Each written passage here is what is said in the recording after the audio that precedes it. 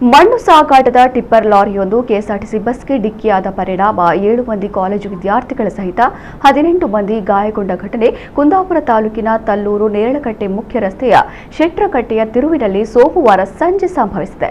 ಗಾಯಾಳುಗಳ ಪೈಕಿ 2 ವಿದ್ಯಾರ್ಥಿನಿಯರ ಸ್ಥಿತಿ ಗಂಭೀರವಾಗಿದೆ.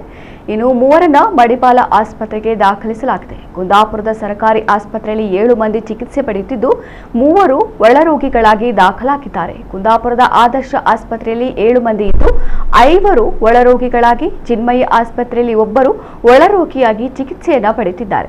ಜೂನಿಯರ್ ಕಾಲೇಜಿನ ವಿದ್ಯಾರ್ಥಿನಿಯರಾದ ನೇರಳಕಟ್ಟೆ ನಿವಾಸಿಗಳಾದ 16 ವರ್ಷದ ಚೈತ್ರ ಮತ್ತು ಅರ್ಚನಾ ಗಂಭೀರ ಸ್ಥಿತಿಯಲ್ಲಿದ್ದು ಮಣಿಪಾಲ ಆಸ್ಪತ್ರೆಯ ತೀವ್ರ ನಿಗಾ ಘಟಕದಲ್ಲಿ ಚಿಕಿತ್ಸೆ ಪಡೆಯುತ್ತಿದ್ದಾರೆ.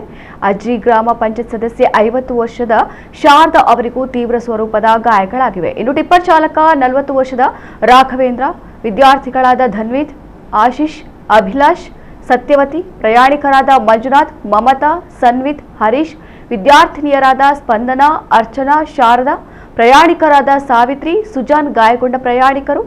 ಕುಂದಾಪುರದಿಂದ ಅಜ್ರಿಗೆ ಹೊರಟ ಬಸ್ಸು ಶೆಟ್ರಕಟ್ಟೆ ಸಮೀಪ ಪ್ರಯಾಣಿಕರೊಬ್ಬರನ್ನ ಇಳಿಸಿ ತುಸು ಮುಂದಕ್ಕೆ ಚಲಿಸ್ತಾ ಇದ್ದಂತೆ ಎದುರಿನಿಂದ ವೇಗವಾಗಿ ಬಂದ ಟಿಪ್ಪರ್ ಬಸ್ಸಿನ ಚಾಲಕನ ಬದಿಗೆ ಡಿಕ್ಕಿ ಹೊಡೆಯಿತು. ಟಿಪ್ಪರ್ ವೇಗವಾಗಿ ಬರುವುದನ್ನು ಗಮನಿಸಿ ಬಸ್ ಚಾಲಕ ಎಡಕ್ಕೆ ತಿರುಗಿಸಿದ್ದರಿಂದ ಮುಖಾಮುಖಿ ಡಿಕ್ಕಿ ಆಗುವುದು ತಪ್ಪಿದೆ. ಶಾಸಕರಾದ ಗುರುರಾಜ್ ಕಟ್ಟಿಹೊಳೆ ಮತ್ತು ಕಿರಣ್ ಕುಮಾರ್ ಕೋಡ್ಗಿ, ಉಡುಪಿ ಎಸ್ಪಿ ಹರಿರಾಮ್ ಶಂಕರ್, ಕುಂದಾಪುರ ತಾಲೂಕು ಆರೋಗ್ಯಾಧಿಕಾರಿ ಡಾಕ್ಟರ್ ಪ್ರೇಮಾನಂದ, ಕಾಂಗ್ರೆಸ್ ಮುಖಂಡ ದಿನೇಶ್ ಹೆಗ್ಡೆ ಮೊಳಹಳ್ಳಿ, ಗ್ಯಾರಂಟಿ ಅನುಷ್ಠಾನ ಸಮಿತಿ ಅಧ್ಯಕ್ಷ ಹರಿಪ್ರಸಾದ್ ಶೆಟ್ಟಿ ಕಾನಮಕ್ಕಿ, ವನ್ರೆ ಬ್ಲಾಕ್ ಕಾಂಗ್ರೆಸ್ ಅಧ್ಯಕ್ಷ ಪ್ರದೀಪ್ ಶೆಟ್ಟಿ ಮೊದಲಾದವರು ಆಸ್ಪತ್ರೆಗೆ ಭೇಟಿ ನೀಡಿ ಗಾಯಾಳುಗಳ ಯೋಗಕ್ಷೇಮ ವಿಚಾರಿಸಿದ್ದಾರೆ.